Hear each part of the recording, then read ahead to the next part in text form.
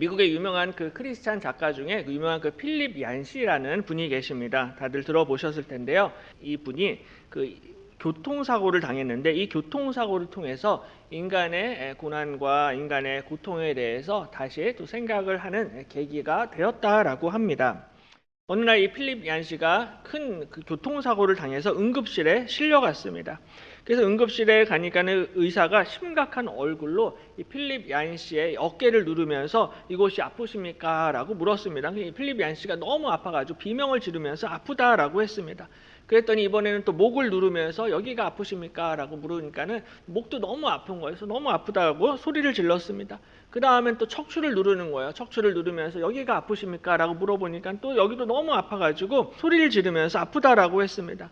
그런데 이 의사가 멈추지 않고 계속 이 필립 얀시의 몸 구석구석 곳곳을 눌러가면서 아픈지 물어보고 확인을 했습니다. 그렇게 의사가 이렇게 누를 때마다 너무 이제 필립 얀시가 힘들어가지고 비명에 가까운 소리를 지르면서 아픕니다라고 소리쳤습니다.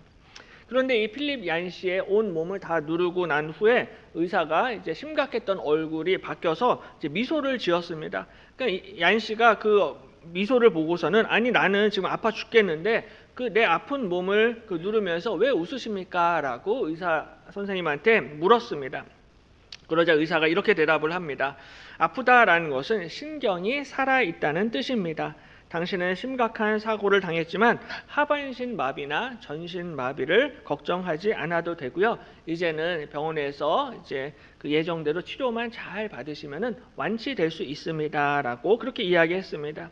그 말을 들은 이제 필립 얀시는 때로는 이 아픔과 이 고통을 느끼는 것이 이것이 은혜로구나라는 것을 깨닫게 되었다라고 합니다. 그래서 그 사건 이후로 이 필립 얀시는 인간이 당하는 고통과 이 고난 가운데서 하나님의 은혜를 발견하게 됩니다. 일반적으로 사람들은 고난이나 고통을 당할 때 이제 별로 이렇게 좋아하지는 않습니다. 고난보다는 행복함, 그리고 편안함, 그리고 즐거움을 좋아하는 것이 사람의 본성일 것입니다. 그래서 뭐 오늘날에도 뭐 SNS나 유튜브나 소셜 미디어를 쭉 보시면은 고난과 고통에 관한 이야기는 거의 없습니다. 대부분 화려한 소비 생활 아니면은 맛있는 맛집이나 음식들 아니면은 또 편안함이나 행복과 플렉스가 넘치는 이러한 콘텐츠들로 가득 차 있는 것을 볼 수가 있습니다. 그래서 사람들의 그 SNS, 뭐 인스타그램이나 뭐 페이스북에 이렇게 들어가 보면요, SNS만 봐서는 정말 이 세상에 불행이나 고난은 하나도 없는 것처럼 보입니다.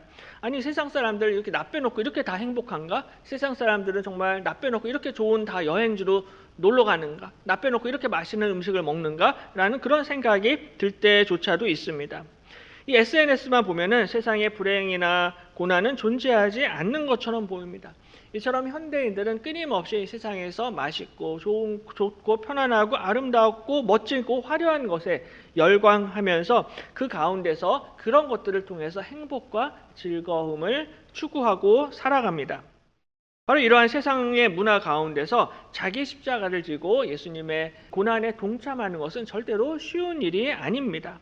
그럼에도 불구하고 오늘 사도 바울은 오늘 본문에서 예수 그리스도의 십자가를 부끄러워하지 아니하고 오히려 담대하게 예수님의 십자가 복음을 증거하고 선포하고 있습니다. 그래서 오늘은 이 고린도전서 말씀을 살펴보면서 이 세상의 유행과 세상의 풍조 가운데서 우리가 어떻게 복음을 담대하게 전파할 수 있는지 함께 은혜를 나누도록 하겠습니다. 가장 먼저 우리가 복음을 전파하기 위해서는 인간적인 지혜와 인간적인 수단을 내려놓아야만 합니다. 행복과 즐거움을 추구하는 것은 사실 21세기를 살아가는 우리들 현대인들만의 그런 모습이 아니라 사실은 고린도 전서의 배경이 되는 1세기 당시의 헬라인들도 역시 이런 비슷한 사고방식을 가지고 있었습니다. 고린도는 당시 헬라 문명을 대표하는 도시였습니다. 원래는 역사가 유구한 아름다운 고대 도시였는데요. 이 고린도라는 도시가 기원전 BC 146년경에 로마의 무미우스라는 사람에 의해서 이 도시가 철저하게 무너지고 파괴가 됩니다.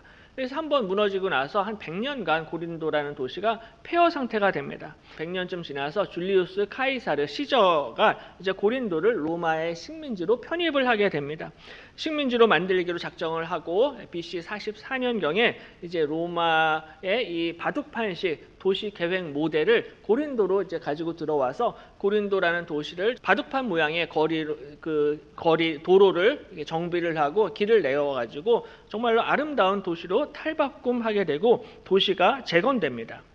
원래는 이 로마의 그 은퇴한 군인들의 거주지로 이 도시 계획을 했는데 나중에는 이 도시가 너무 발전하고 또 잘 살게 되다 보니까는 이 로마의 자유민들, 로마 시민들도 많이 이사를 왔습니다. 유입이 되면서 이 고린도는 나중에 문화와 교역의 중심지로 부상을 하게 됩니다. 이처럼 당시 고린도는 헬라 문화를 대표하는 부유한 아름다운 문화 도시였습니다. 근데 이 헬라 문화의 특징은 바로 자기 자랑과 과시하는 데에 있었습니다. 자기 자랑을 많이 하고 과시를 많이 하는 것이 헬라 문화의 특징이었습니다. 오늘날에도 SNS나 유튜브를 보면요, 자기 자랑과 과시를 하는 많은 사람들의 모습을 볼 수가 있는데 사실은 전부 다 예전에 2000년 전에 이 헬라 문화에서 온 것입니다. 그래서 이 헬라 사람들이요, 돈 자랑을 하고 힘 자랑을 하고 지식 자랑을 하고 지혜를 자랑을 합니다. 특별히 지혜를 자랑하는 사람들을 당시에 소피스트라고 이렇게 불렀는데요. 이 소피스트라고 불리우는 지혜자들과 현인들이 많이 있어서 이 소피스트들이요, 저마다 자신들의 지혜와 지식을 자랑하고 과시했습니다. 근데 오늘 사도 바울은 고린도에서 복음을 전할 때 바울은 나는 인간적인 지혜와 인간적인 말과 인간적인 수단을 사용하지 않는다라고 오늘 선포하고 있습니다. 1절에 형제들아 내가 너희에게 나아가 하나님의 증거를 전할 때 말과 지혜의 아름다운 것으로 아니하였나니라고 말씀을 합니다. 바울은 고린도에서 복음을 전할 때 노란색 글씨로 보면요, 말과 지혜의 아름다운 것으로 안 했다라고 말씀을 합니다. 말과 지혜의 아름다운 것은 당시에 헬라 문화권에서 굉장히 유행했던 수사학과 웅변수를 의미하는 표현입니다. 다시 말해서 말을 유창하게 아름답게 잘하는 기술과 테크닉, 그것이 바로 말과 지혜의 아름다운 것입니다. 그래서 많은 소피스트들이 자신의 지혜와 지식을 자랑을 했는데 이것을 자랑을 하고 또 상대방을 설득을 하려면은 말을 잘할 수 있는 기술과 수사학과 웅변술이 필요했습니다. 그래서 이런 것들이 굉장히 많이 유행을 했는데요. 바울은 그런 것들을 사용하지 않았다라는 것입니다. 특별히 서 아름다운 것이라는 헬라어 단어가 후페로케라는 단어인데요. 이 후페로케는 탁월하다, 뛰어나다라는 뜻을 가지고 있습니다. 말을 화려하게 웅변적으로 굉장히 잘해서 상대방을 설득시키는 테크닉과 이 웅변술, 이런 것들이 크게 유행이었습니다. 당시에 잘 나가는 소피스트들, 잘 나가는 지혜자들, 잘 나가는 종교인들 전부 다 이러한 수사학과 웅변술을 열심히 공부를 했고요. 자신의 철학과 자신의 사상과 자신의 주장을 최대한 아름답게 잘 포장을 해서 이것을 가지고 상대방을 설득시키려 했습니다. 그래서 이 헬라 문화권의 이 소피스트들은 당시에 여러 헬라 도시들을 이렇게 순회하면서 돌아다니면서 멋진 말과 연설로 사람들을 사로잡는 훌륭한 웅변가들이 많았습니다. 청중들에게 그들이 원하는 지혜의 말을 제공을 했고요. 그것을 제공한 대가로 돈을 얻게 되고 사회적인 명성과 부를 축적을 하게 됩니다. 그러니까 어떻게 보면 오늘날의 유튜버들하고 굉장히 비슷하다라고 볼 수가 있어요. 유튜버들도요, 실버 버튼, 구독자가 많으면 실버 버튼, 골드 버튼을 받습니다. 그래서 10만 명이 넘으면 실버, 그리고 100만 명이 넘으면 골드 버튼을 받는다라고 해요. 이렇게 유튜버들이 사람들에게 계속해서 매력적인 콘텐츠를 제공을 해서 수익을 창출하는 것처럼 소피스트들도 여전히 예전에 도시의 청중들이 원하는 주제로 그들에게 지혜와 지식을 제공을 했고 즉석에서 그들이 원하는 멋진 말과 또 연설을 통해서 또 그것을 통해서 많은 이득을 취했던 사람들이 바로 소피스트들입니다. 그러니까 오늘날에도 사실 일부 종교인들이요, 증문즉답이나 증문즉설 혹은 토크 콘서트 이런 것들을 많이 하는 그런 유행을 볼 수가 있습니다.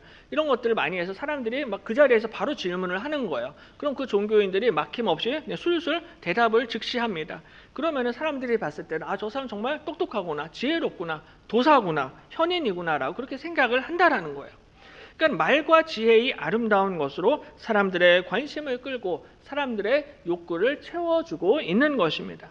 근데 문제는 그 내용들을 자세히 들여다보면요, 굉장히 그 인간 중심적인 내용, 인간 중심적인 콘텐츠들이 많은 것을 볼 수가 있어요. 그러니까 하나님의 관점이 아니라 사람의 관점으로 인간의 지혜를 가리키는 경우가 많습니다. 물론 좋은 내용도 많고요. 배울 것도 많이 있긴 하지만 문제는 인본주의적인 내용입니다. 사람들이 관심 많아하는 건강 문제, 그리고 돈 문제, 결혼 문제, 인간관계 문제 이런 것들 대부분 사람들이 원하는 것, 사람들이 관심 있어 할 만한 그런 내용과 주제들을 다루고 있습니다. 그러니까 콘텐츠의 주제와 그 내용을 사람이 결정을 합니다. 인간이 결정을 하는 거예요.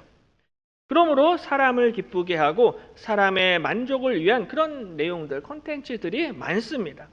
바로 이러한 내용들을 화려한 언변으로 재미있게 잘 전달하고 또 잘 포장을 하는 사람들이 이제는 돈과 명예와 명성과 인기를 얻게 되는 것을 볼 수가 있습니다. 근데 이것이 2000년 전에도 똑같았습니다. 헬라 문화도 마찬가지입니다.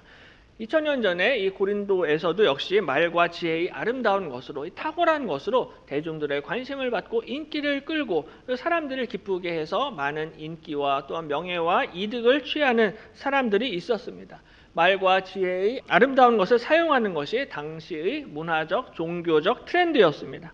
종교인들도 성공을 하고 싶으면 사람들의 마음을 사로잡아야 됩니다. 사람들의 입맛에 맞는 것을 제공을 해야 되고요. 사람들을 기쁘게 해야지 종교인들도 성공을 할 수 있고 교회에도 많은 사람들이 몰려오게 된다는 거예요.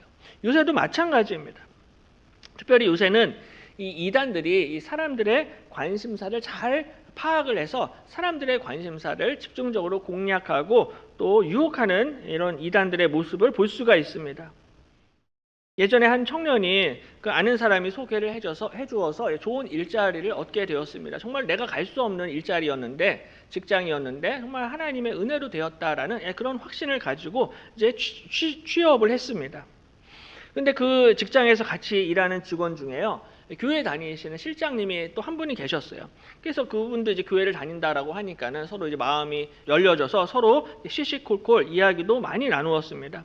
그래서 이 청년이 하루는 직장 생활을 하면서 저는 장차 이제 미대에 가고 싶어요. 미대 진학을 위해서 지금 틈틈이 공부를 하고 있습니다라고 이렇게 이야기를 하니까는 이 실장님이 내가 아는 좋은 미술 선생님이 있으니까는 그 미술 선생님을 내가 소개시켜 주겠다라고 그렇게 제안을 했습니다. 그래서 이 청년이 미술 선생님을 만났는데 이 미술 선생님이 미술만 가르치는 것이 아니라 갑자기 무슨 소울 테라피를 해주겠다라고 그렇게 권유를 했습니다. 뭔가 좀 영혼을 고쳐주고 영혼을 치료해주는 이러한 테라피인 줄 알았는데, 여기서 알고 나서 그렇게 알고서 갔는데 점점점 그 테라피를 받으면서 나중에는 이 선생님이 성경 공부 모임에 막 오라고 하는 거예요. 알고 보니까는 신천지였습니다.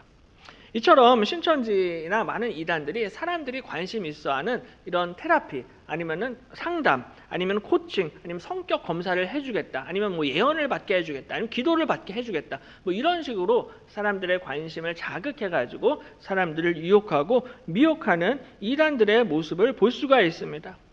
사람들의 관심사를 파고들어서 유혹을 하다가 결국 나중에는 이 성경 공부 모임 같이 하자고, 같이 와서 요한계시록 공부하자고, 이 전형적인 신천지 수법입니다.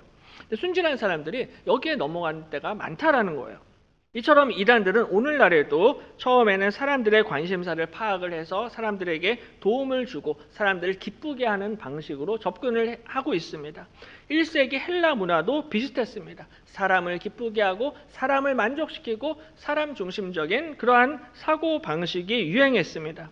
고린도 교회도 이러한 사고 방식, 세상의 유행과 풍조에 영향을 받게 됩니다. 하지만 그 가운데서 사도 바울은 내가 너희에게 나아가 하나님의 증거를 전할 때 말과 지혜의 아름다운 것으로 아니하였나니 라고 말씀을 합니다. 다시 말해서 세상의 풍조, 세상의 유행은 그렇지만 내가 너희에게 나가서 설교를 하고 말씀을 전할 때 이 인간의 말과 지혜의 아름다운 것으로 하지 않았다라는 것입니다.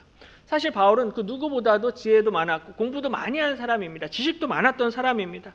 하지만 그렇게 많은 지혜와 지식과 학문을 가지고 있었지만 그 인간의 지혜와 인간의 말과 인간의 능력을 의지하지 않았다라는 것입니다. 왜냐하면 인간의 말과 지혜의 아름다운 것으로는 절대로 사람을 구원할 수 없기 때문입니다. 오히려 우리 하나님께서는 전도의 미련한 것으로 인간을 구원하신다 말씀을 합니다. 고린도전서 1장 21절 말씀인데요. 우리 한 목소리로 같이 읽겠습니다. 하나님의 지혜에 있어서는 이 세상이 자기 지혜로 하나님을 알지 못하므로 하나님께서 전도에 미련한 것으로 믿는 자들을 구원하시기를 기뻐하셨도다. 아멘. 이 세상은 자기 지혜로 하나님을 알 수가 없습니다. 그래서 하나님이 사용하시는 방법은 전도에 미련한 것으로 믿는 자들을 구원하셨다라는 것입니다. 저 때의 전도는 캐리그마, 즉 선포와 설교를 뜻하는 단어입니다. 사람을 기쁘게 하는 방식이 아니라 우리 하나님께서는 말씀의 선포와 전도와 설교를 통해서 영혼을 구원하시는 줄로 믿습니다. 사람들이 봤을 때는 너무나 미련하고 어리석지만 우리 하나님은 전도에 미련한 것, 설교에 미련한 것, 말씀에 미련해 보이는 것을 가지고 그것을 통해서 믿는 자들을 구원해 내신다는 것입니다. 그러므로 바울은 2절에 이렇게 고백합니다. 내가 너희 중에서 예수 그리스도와 그가 십자가에 못 박히신 것 외에는 아무것도 알지 아니하기로 작정하였음이라 말씀을 합니다.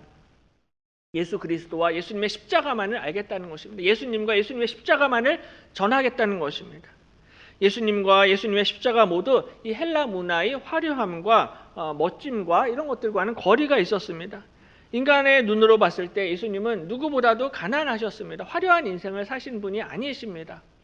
머리 둘 곳이 없으실 정도로 가난하셨고 늘 약하셨고 흙수저 인생을 사셨습니다. 죽으실 때도 십자가에 못 박혀 죽으셨습니다. 가장 흉악한 죄인을 처형하는 십자가 사형틀에 매달려 죽으셨습니다. 그러니까 이런 의미에서 정말 십자가는 가장 약한 사람들이 있는 가장 약함의 정점, 클라이막스다라고 할 수가 있습니다. 예수 그리스도의 십자가는 어떻게 보면 실패와 수치를 상징하는 실패와 수치의 정점입니다.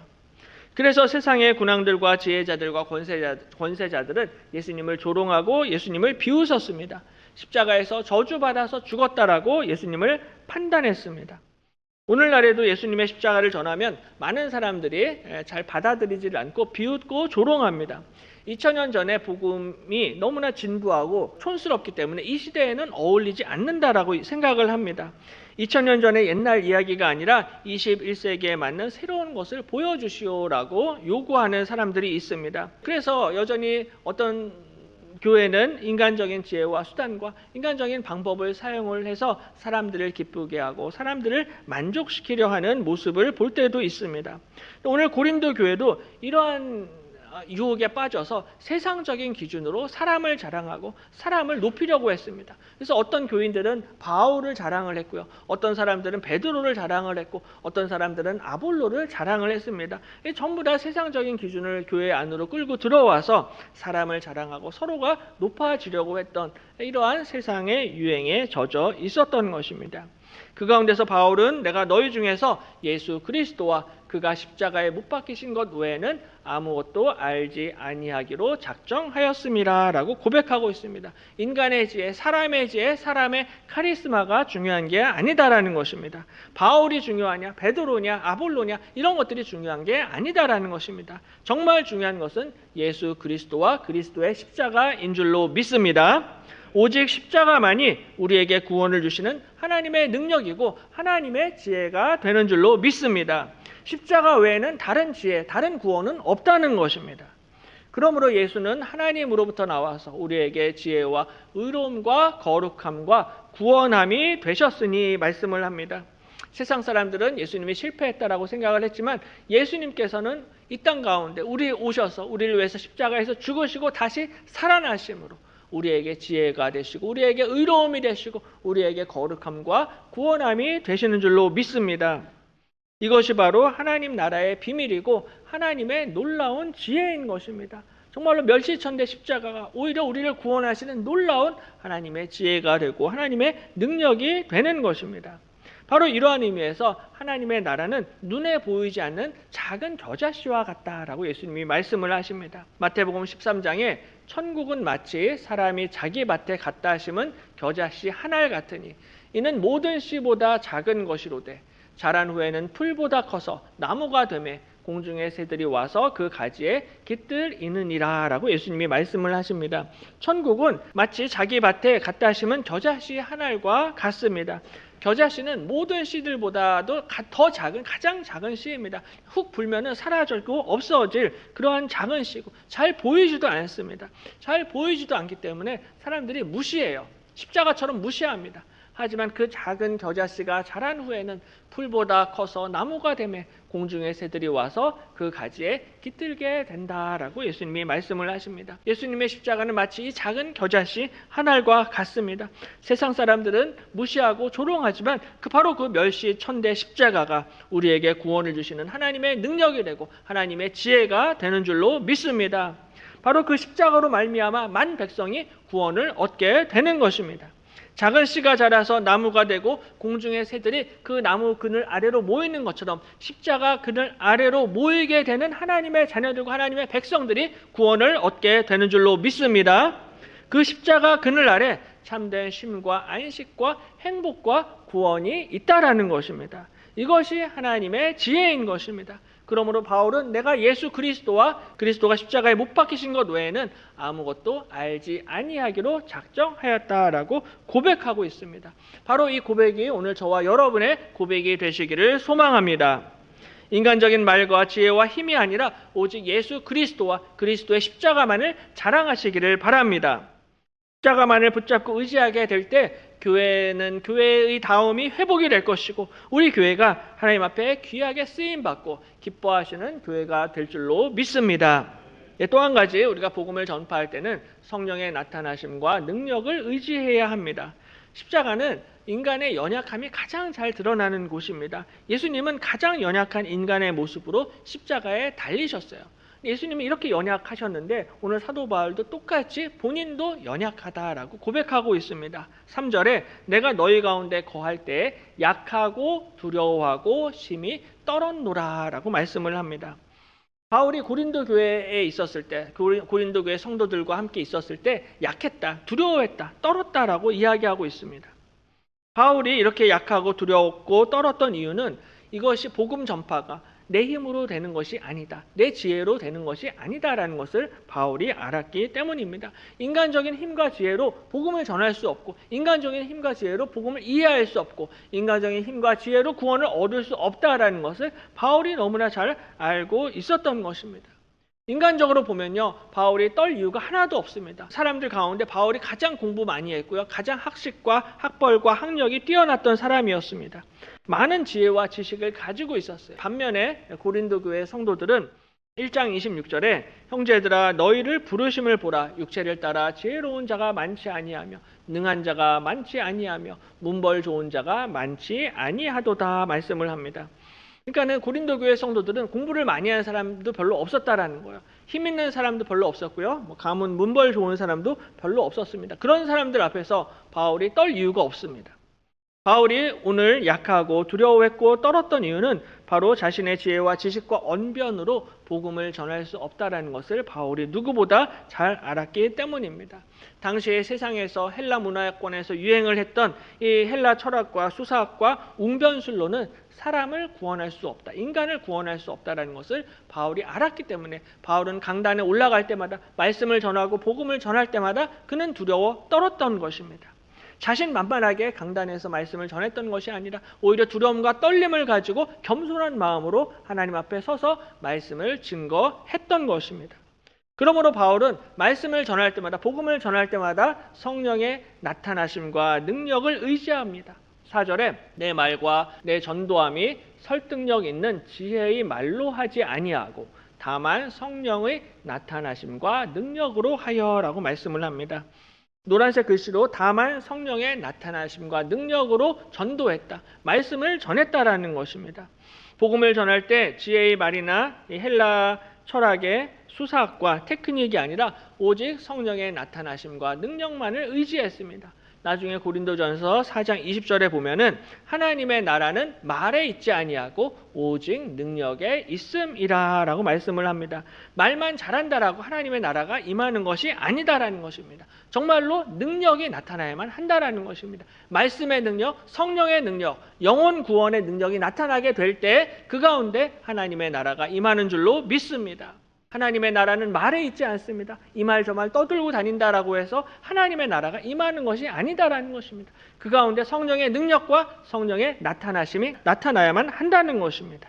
복음의 전파는 인간의 힘과 지혜로 되는 것이 아니다라는 것입니다. 설교자가 달변이고 말을 잘한다라고 해서 영혼을 구원할 수 있는 것이 아닙니다. 보다 중요한 것은 성령의 기름 부으심이 있어야만 한다는 것입니다. 마치 갈멜산에서 이 엘리야가 하늘로부터 불의 응답을 받았던 것처럼 성령의 불같은 은혜가 우리 가운데 임하게 될 때 거기에 구원의 역사, 하나님의 능력의 역사가 나타나게 될 것입니다. 엘리야는 이 불의 응답을 받기 위해서 정말 열심히 제물을 준비했고요. 제단을 수축을 했고 또한 장자까지 다 준비를 했습니다. 하지만 그것으로 제사가 완성된 것이 아니라 하늘에서 불이 떨어져야만 했다라는 것입니다. 하늘에서 성령의 불이 떨어져야만 하는 것입니다. 우리도 역시 엘리야처럼 똑같이 열심히 예배를 준비해야 합니다. 설교자는 최선을 다해서 말씀을 준비하고 찬양대는 최선을 다해서 찬양을 준비하고 또 예배 안내위원들은 열심히 안내를 하고 주차 봉사위원들은 또 열심히 주차 안내를 해야 할 것입니다. 하지만 결정적인 것은 하늘로부터 불이 내리는 것입니다. 하늘로부터 불이 나타나야만 하는 것입니다. 우리의 예배 가운데 성령의 능력과 기름 부음이 나타나게 될 때 그 가운데 놀라운 구원의 역사가 나타나게 될 줄로 믿습니다.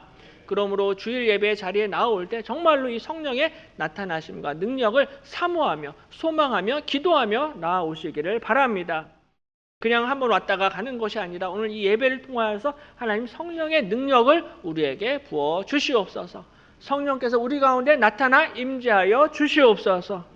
기도하게 될 때 하나님께서 불같은 은혜를 내려 주실 것입니다. 그러므로 너희 믿음이 사람의 지혜에 있지 아니하고 다만 하나님의 능력에 있게 하려 하였노라 라고 말씀합니다. 바울이 이렇게 두려움과 떨림으로 말씀을 전하고 십자가 복음을 전했던 이유는 이것이 사람의 지혜에 있는 것이 아니라 하나님의 능력에 있게 하기 위함입니다. 예수 그리스도의 십자가 복음은 인간의 지혜가 아니라 하나님의 지혜이고 하나님의 능력이 그 가운데 있는 것입니다.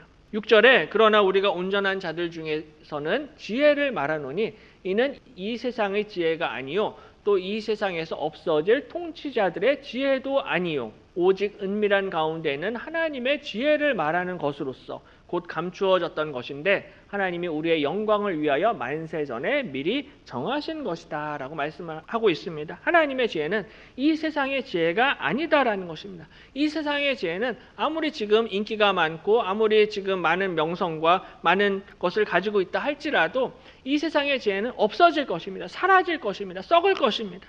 인간의 지혜는 이 세상에서 없어질 통치자들의 지혜다라고 말씀을 하고 있습니다. 아무리 똑똑하고 지혜롭다라고 할지라도 그들은 자신들의 지혜로 하나님의 지혜를 알 수가 없습니다. 이 지혜는 이 세대의 통치자들이 한 사람도 알지 못하였나니 만일 알았더라면 영광의 주를 십자가에 못 박지 아니하였으리라 말씀을 합니다. 이 세대의 통치자들은 이 하나님의 놀라운 지혜를 알지 못했습니다. 십자가 복음의 비밀을 알지를 못했습니다. 만일 알았더라면 영광의 주 예수님을 십자가에 못 박지 않았을 것입니다. 헤롯과 빌라도가 알았다라면 감히 예수님을 십자가에 못 박지 않았을 것입니다. 그들이 예수님을 십자가에 못 박은 이유는 그들이 하나님의 지혜를 알지 못하였기 때문입니다. 그들이 세상에 속한 자들이고 육에 속한 자들이기 때문에 그들은 하나님의 지혜를 알지 못하였던 것입니다. 세상의 지혜로는 절대로 하나님의 비밀을 알 수가 없습니다. 오직 하나님의 영을 받은 사람들만이 십자가 복음을 받아들이고 이 놀라운 복음의 비밀을 깨닫게 되는 것입니다. 10절에 오직 하나님이 성령으로 이것을 우리에게 보이셨으니 성령은 모든 것, 곧 하나님의 깊은 것까지도 통달하시느니라 말씀을 하고 있습니다. 오직 하나님의 성령이 우리에게 진리를 깨닫게 하시는 것입니다. 우리가 진리를 깨달을 뿐만이 아니라 오직 성령이 너희에게 임하시면 너희가 권능을 받고 예루살렘과 온 유대와 사마리아와 땅끝까지 이르러 내 증인이 되리라. 예수님의 증인이 되게 만들어 주실 줄로 믿습니다. 오직 성령이 임하셔야만 하는 것입니다. 오직 성령이 우리의 눈을 열어주셔야 되고 오직 성령이 우리의 귀를 열어주셔서 우리가 하나님의 말씀을 들을 때 이 말씀이 우리에게 능력이 되고 우리에게 소망이 되고 우리에게 희망이 되는 것입니다. 그러므로 이번 한 주 인간의 지혜를 내려놓으시고 오직 성령의 나타나심과 성령의 능력만을 의지하시기를 바랍니다. 하나님의 능력, 성령의 능력을 받고 의지하게 될 때 하나님께서 그것을 통하여서 우리 교회 가운데, 우리 가정 가운데 놀라운 부흥의 역사를 일으키시고 역사해 주실 줄로 믿습니다.